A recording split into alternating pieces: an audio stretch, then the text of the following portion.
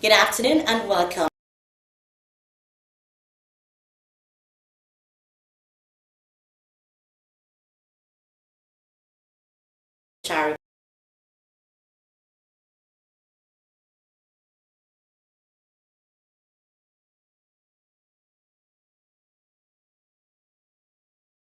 Thanks to the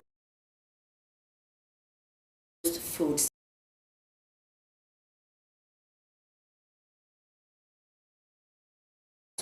that the food items have been shared across the 18 local government areas of the state.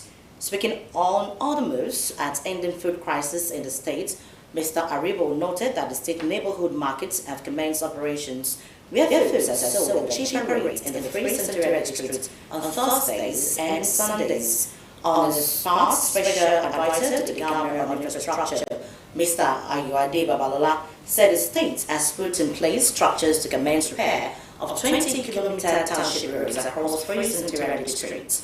Babalola also noted that the state government will extend ongoing installations of solar street lights to other parts of the state. Also speaking, the State Commissioner for Local Government and Chieftaincy Affairs, Alhaji Amidu Takuro, said the Executive Council has approved the appointment of 3 Obas. They are Prince Oladele Frederick Akimoye as the new Onugberuwa of Oderije in Okitipupa local government area, Prince Folorunso Adegboyega Orasaye as the new Ajanafa of Okeagbe in Akoko Northwest area, Prince Femi Ayodele Idris as the new Biri of Ekpeme in Akoko Southeast local government area of Ondo State. The Commissioner for Physical Planning and Urban Development, Mr. Boye Ologbese, said Council has also approved the Smart City Initiative to make the state capital and other towns more befitting.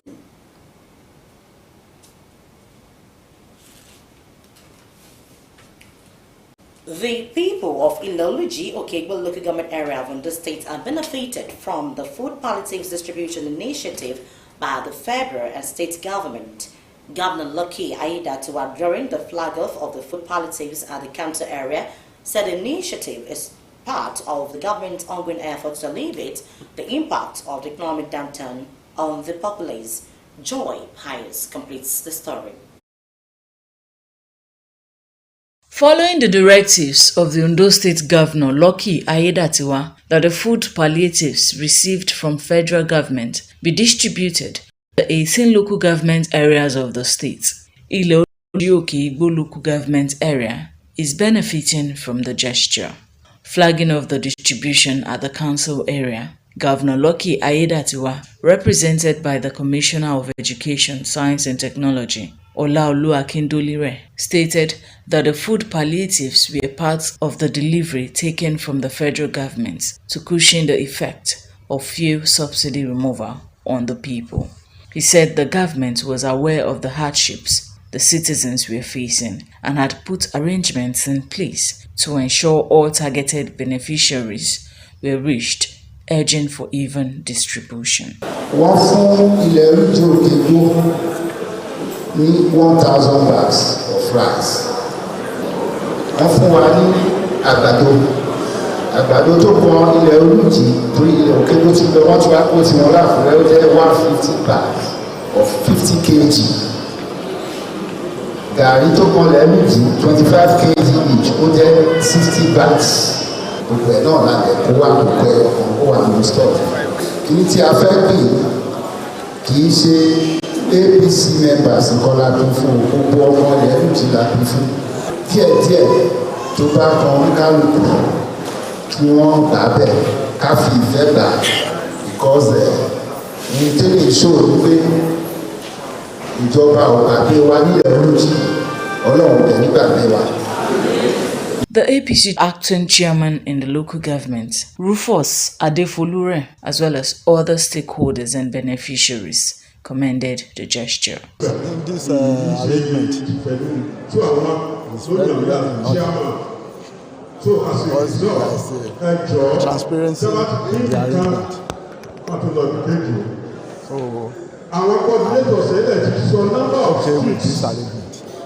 And I believe that it's going to go round and mean the distribution For example, as candidates like the Honorable Commissioner and the committee in charge. The current round of food palliatives, made up of maize, rice, and gari, is intended for vulnerable members of all communities across the 18 local government areas of Ondo State. Joy Pius, Osrc News.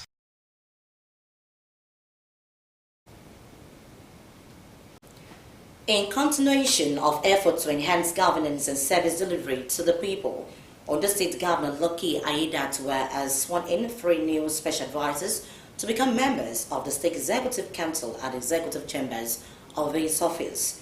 They are Special Advisor on Women Affairs, Dr. Sheun Osamaye, Environment, Adeyemi Olayemi, as well as Legislative Matters and Special Duties, Dr. Jibayo Adeyeye.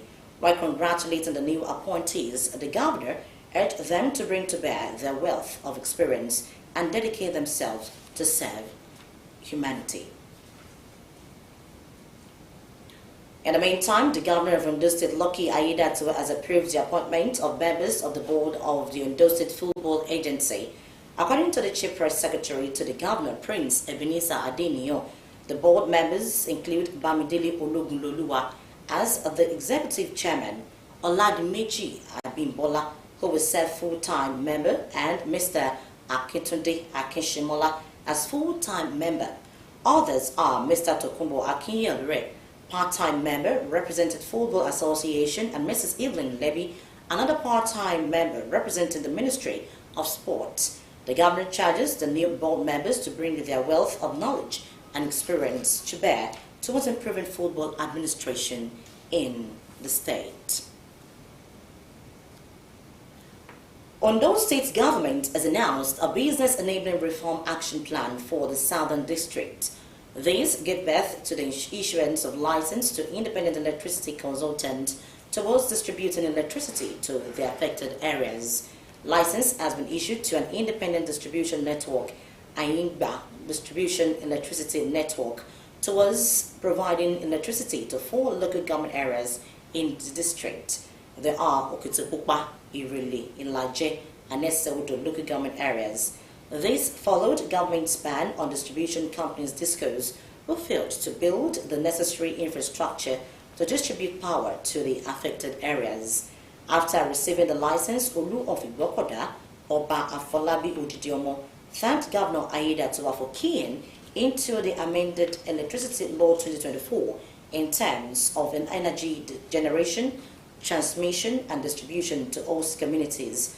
The consultant managing director of Ayingba Distribution Electricity Network, Mr. Idowu Desen, said the company would provide distribution of electricity, transformer, metering, among others.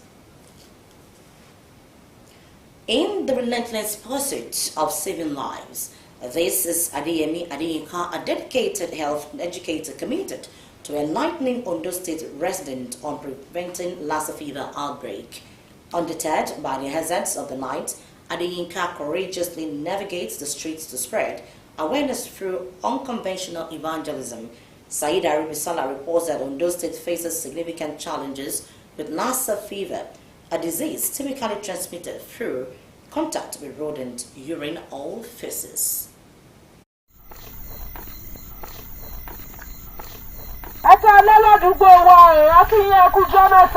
Armed with the public address system, Adeyemi Adeyinka walks through the night's shadows, driven by a mission to save lives.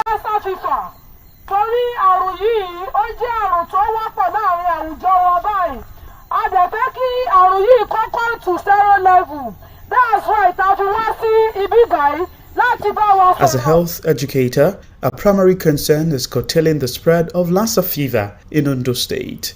Even after regular duties, Adeyinka ventures into the streets of Orita Obele around 8 p.m. A clarion call for better hygiene practices resonates through walls and windows, reaching residents with urgency.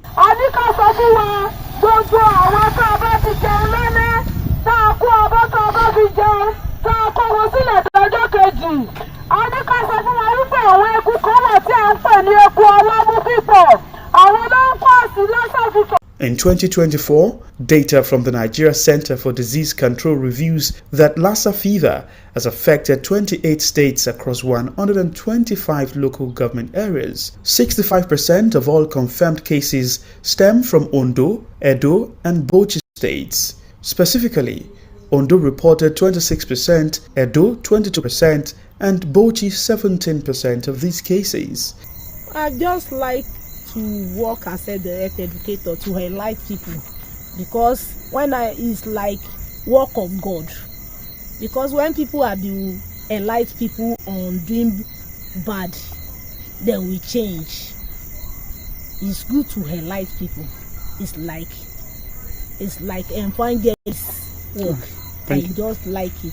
Within the first 6 months of the year, no fewer than 162 deaths have been recorded. Ìdí tí mo fi ń ṣe lálẹ́ ni pé ọ̀pọ̀lọpọ̀ ti tán lọ bí iṣẹ́ láàárọ̀ torí òṣìṣẹ́ ìjọba ni mí.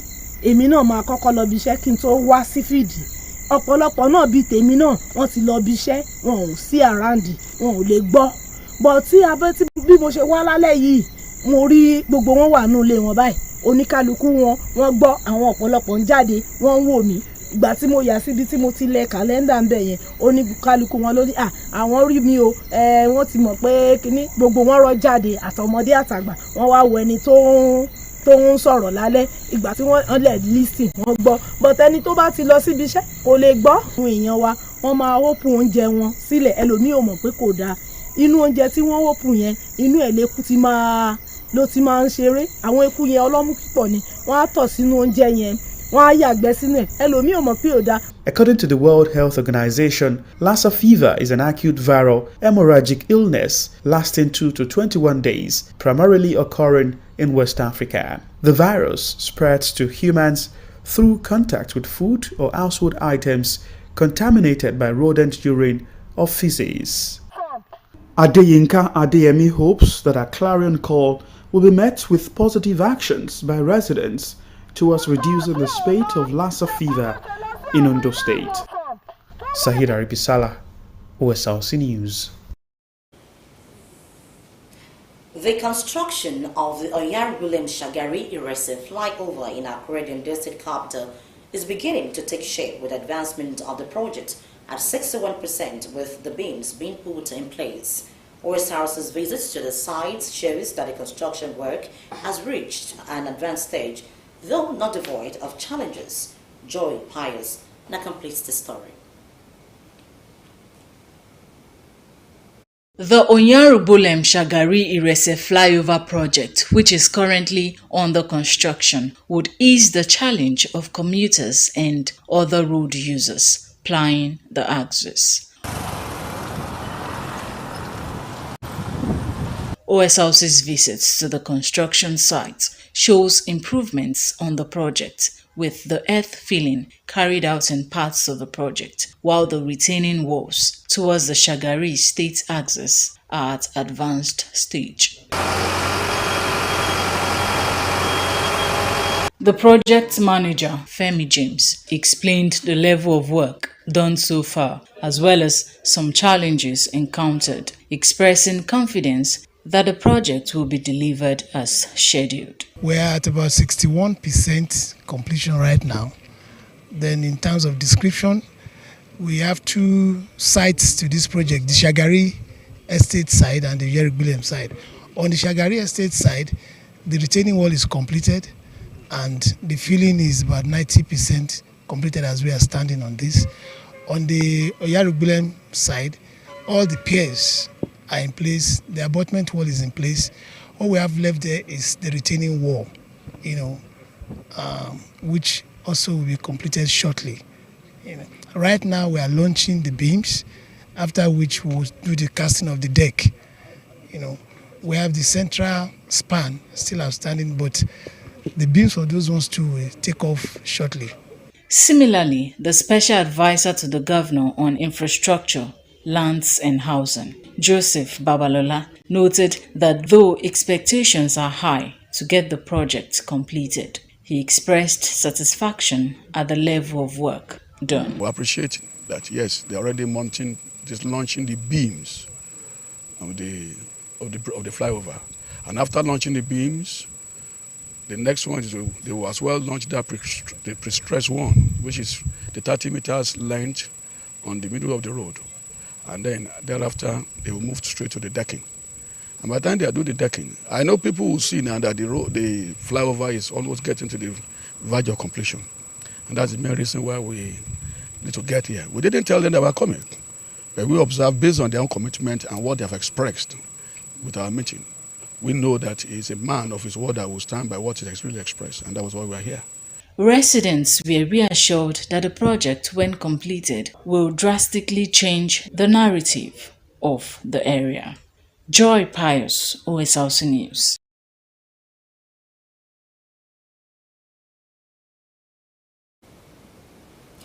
And with that report, we conclude the news this afternoon. Do join us at 6 for news update. Good afternoon to you.